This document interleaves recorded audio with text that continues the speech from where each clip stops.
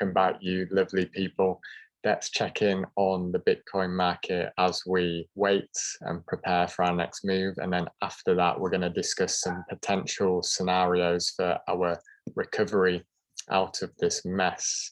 So today, the 16th of July, we are basically flat at 32,000, and we have now been going sideways from our capitulation for 58 days, 2 months. I'm sure that you've noticed that everybody is getting bored and frustrated, and people are starting to think that either we're going to be going sideways forever, or of course there's lots of chat of us going down to $25,000, $20,000, $15,000. Those can often be signs that we are ready for our next move. And I do expect us to see some volatility potentially over the weekend, probably into early next week. We are due to have Elon Musk and Jack Dorsey debate Bitcoin at the B Word event. That's next Wednesday. Haven't seen any recent coverage of that, so let's see if it goes ahead. But we know that Elon tends to move the market. So it would not be a surprise if that was some sort of trigger, whether it's to the downside or the upside.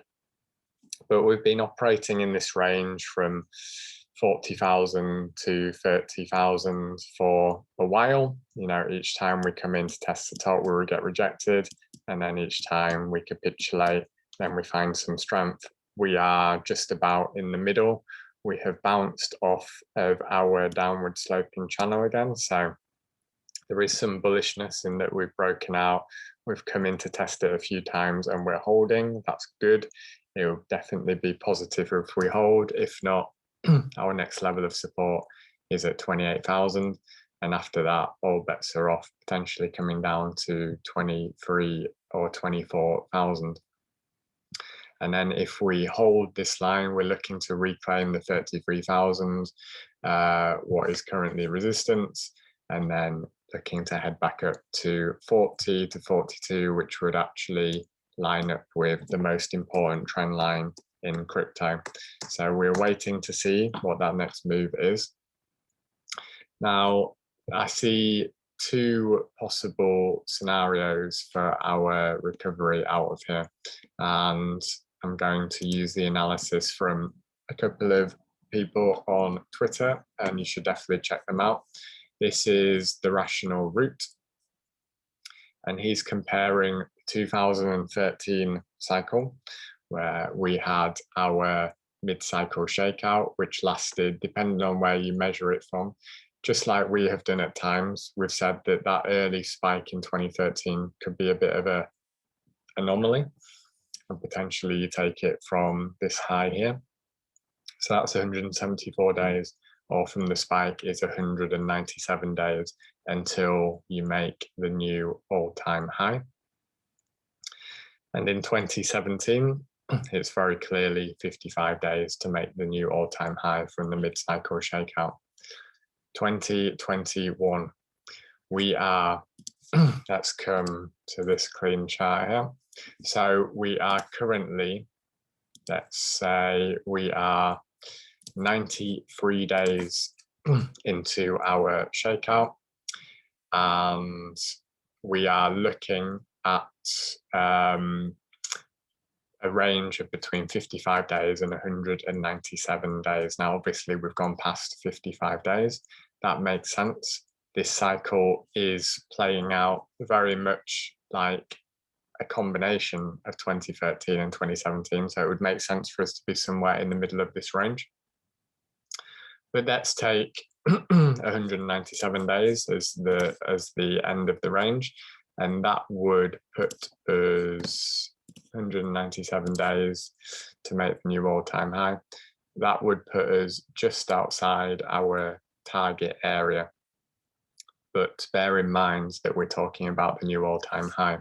So that's still, even the very end of this range makes sense with regards to us looking to get into this target box. If you didn't see how we calculated that, then head back and watch the last video. Very, very important stuff.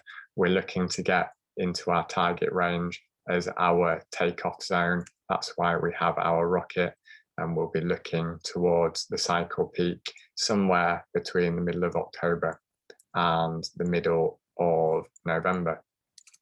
So based on the shakeout from 2013, our very worst case scenario is that we make the new all-time high somewhere around this date, which was the end of October.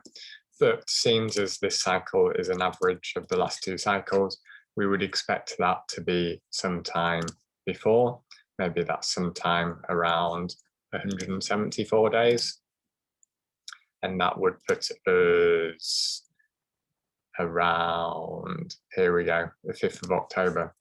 So if we were making a new all-time high on the 5th of October, that means between now, mid-July, 5th of October, we head up to our takeoff zone, like this, and then, sorry, my mouse is all over the place. So anyway, we come up to our takeoff zone, and then we continue up to the all-time high, and then we have somewhere between a month and a month and a half to get to our blow off top. That again would make a lot of sense. So that is assuming that the low of the cycle is in, of course.